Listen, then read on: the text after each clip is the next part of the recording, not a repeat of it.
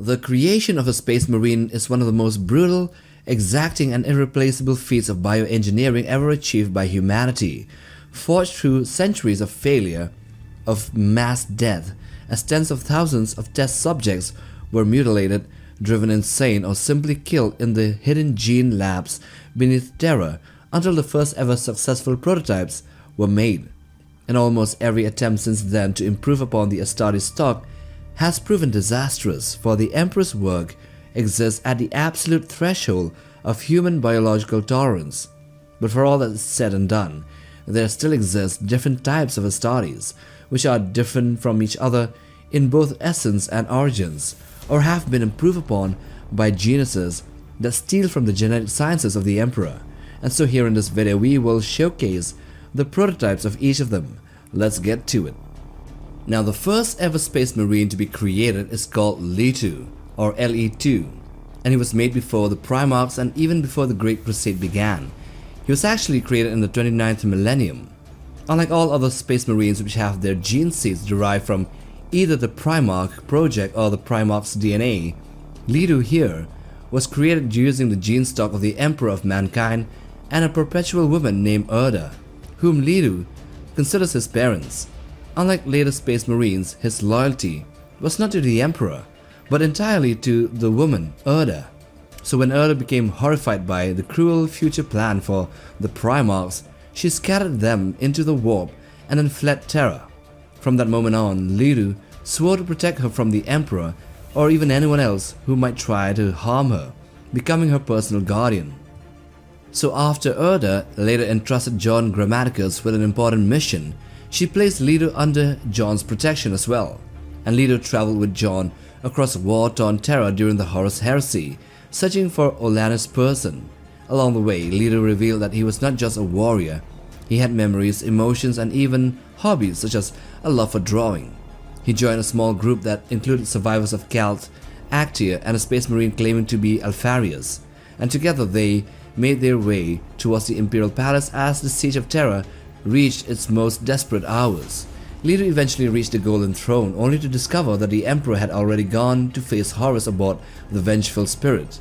The group then continued onwards and suffered terrible losses, including a deadly encounter with Erebus of the Word Bearers. Despite being badly wounded, Leetu repeatedly risked his life to protect John and Olanus. Leetu then later stood before the Emperor when he was dangerously close to becoming the Proto-Dark King, the fifth Chaos God, helping to convince him to abandon the warp power that threatened to corrupt him. Leetu then joined the Emperor, Garvil Loken, and others aboard the flagship of Horus for the final confrontation. During the final battle, Leetu witnessed unimaginable horrors, including the body of Sanguinius, whom he protected from demons before cutting him down to spare further desecration. He helped to free the wounded Emperor after Horus was defeated, survived a terrifying encounter with the Chaos Gods themselves, and later returned to the Imperial Palace with a few remaining survivors. Leetu played a key role in convincing Rogal Dawn that the Emperor could still be saved by the Golden Throne.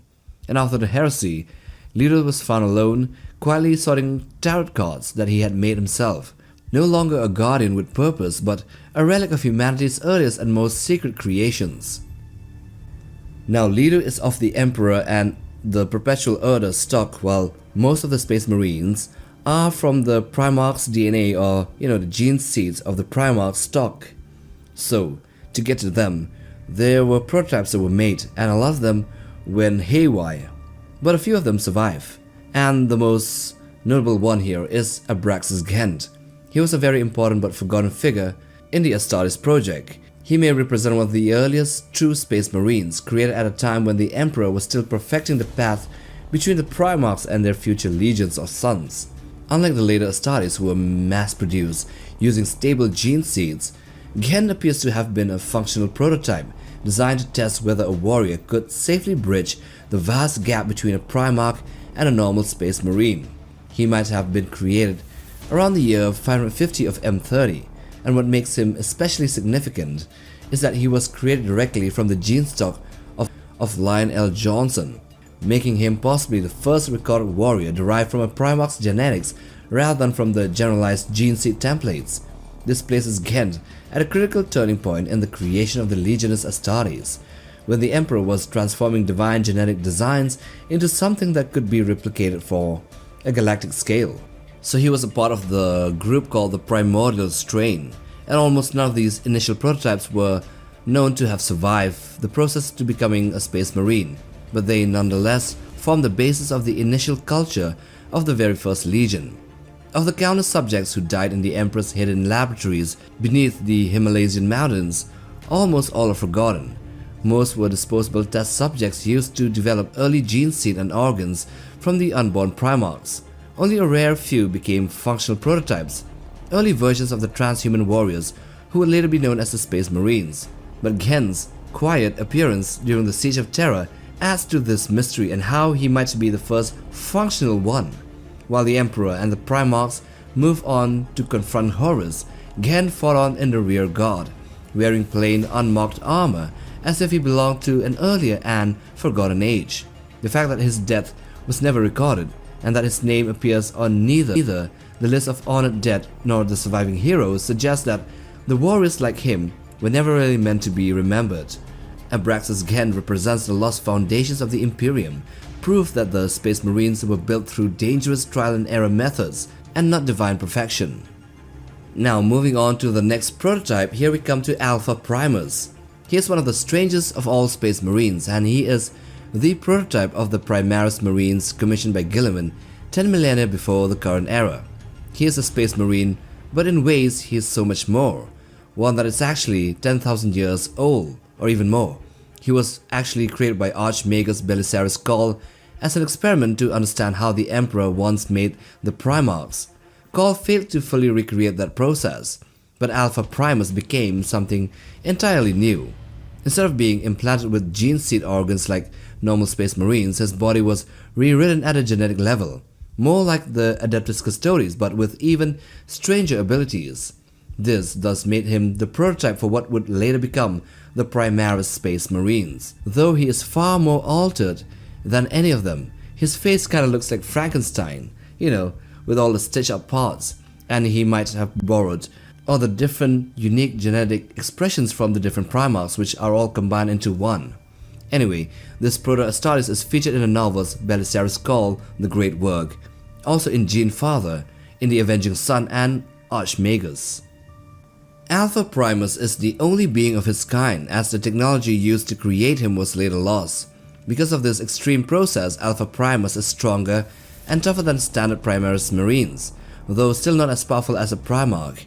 He is also an extraordinarily powerful Psyker, far beyond most Space Marine librarians. Some believe the gene seed from Magnus the Red may have been used in this creation. However, the power came at a terrible cost. Alpha Primus lives in a constant state of psychic pain and physical pain. Every moment of his existence is in pain.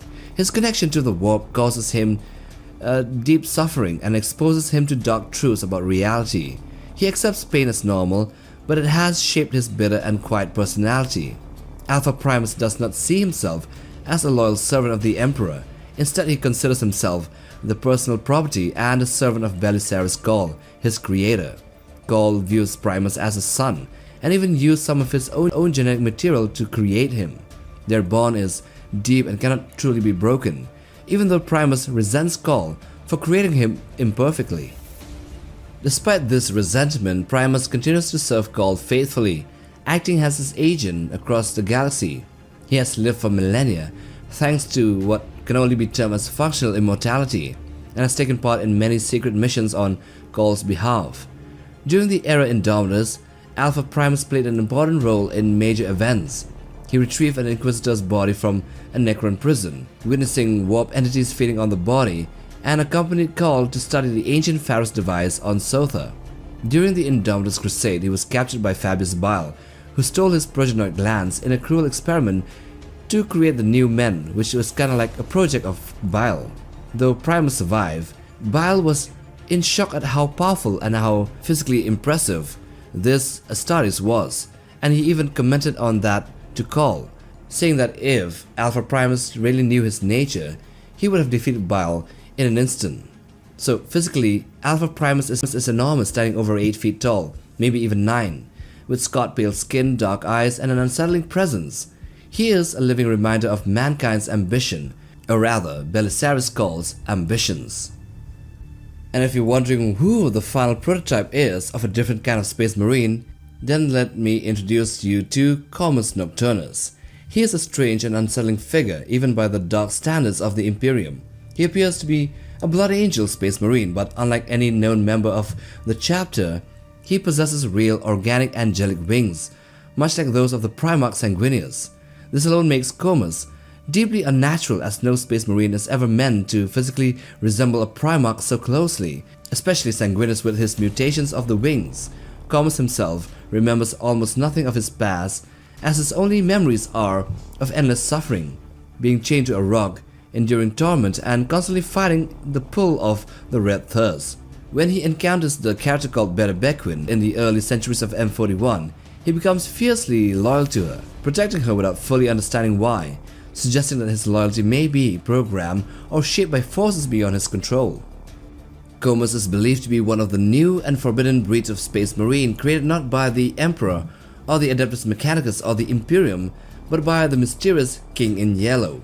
In the hidden city of Dust, entire formations of winged space marines like Comus have been seen to be held in stasis, implying that he is not unique but rather a part of a planned army. These warriors may represent the king's attempt to recreate or improve upon the Emperor's work by blending gene seed, cloning, and warp mutation, and even forbidden knowledge of the Immaterium. Comus stands as living proof that someone outside the Imperium is experimenting with Astartes' creation on a terrifying scale. His existence hints that the King in Yellow is preparing for a future conflict, one where angelic warriors born from heresy and hidden science, combined with an army of nulls or cloned nulls, may challenge both the Imperium and Chaos itself, and even other Xenos factions. And so in a nutshell, these here are the first 4 of their kind prototypes of space marines. Leetu, who is of the Emperor and Erda's gene stock, is quite unique and has no other follow-ups, other than, the rest of the Astartes, as he is the first ever to be created. Then we also have Abraxus Ghent or Abraxas, who might be the first ever space marine derived from a Primarch gene stock. Then Alpha Primus is the prototype of the Primaris space marines, and might even be more than a space marine. And then we come to Comus Nocturnus, who is an enigma to say the least, created by the King in Yellow, who might be Constantine Valdor, but we don't really know that, so we'll just hush and be quiet. And now with that, we come to the end of the video. Do hit the like button for support, and also for the ones holding their phones in their hands, do hit the hype option to push this content further. Subscribe to be a part of Leetu or Nutbug, and until the next time, take care, boys.